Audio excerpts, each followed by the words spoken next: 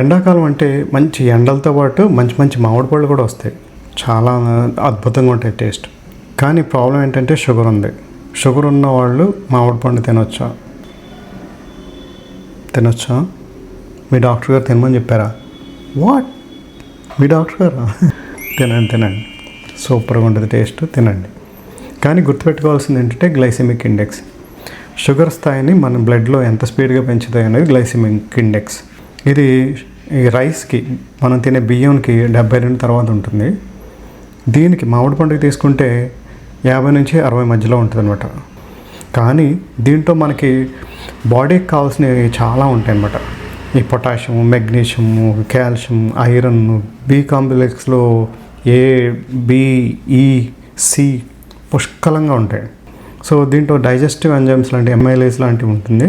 ఇది మన ఎంజైమ్స్ మన జీర్ణానికి ఉపయోగపడతాయి. ఈ మినరల్స్, ఈ బి కాంప్లెక్స్, ఫైబర్, పీచు పదార్థం, నీరు, లవణాలు ఇవన్నీ మన బాడీకి ఉపయోగపడేవి. తీసుకోవడం వల్ల ఇబ్బంది ఏం లేదు. కానీ తీసుకునే పద్ధతి ఏంటంటే పొద్దున్న బ్రేక్ఫాస్ట్కి, మధ్యాహ్నం లంచ్కి, సాయంత్రం డిన్నర్కి మధ్యలో ఉండేలా బాగుంటుంది అనమాట.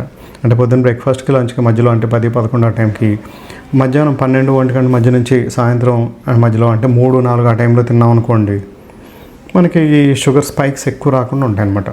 మనం ఈ రైస్ లాంటివి కొంచెం తగ్గించుకొని మిగిలిన ఆహార పదార్థాలు తగ్గించుకోవడం వల్ల కూడా మనం ఈ మధ్యలో దీన్ని తీసుకోవచ్చు. ఇంకా పెరుగన్నంతో తీసుకుంటూ ఉంటారు, మజ్జిగన్నంతో, అది కూడా బాగుంటుంది. దాంట్లో కూడా షుగర్ ఈ వీటితో కలిపినప్పుడు కూడా మనకు కొంచెం ఈ గ్లైసెమిక్ ఇండెక్స్ దానిది షుగర్ అబ్జార్ప్షన్ రేట్ కొంచెం తగ్గుద్ది.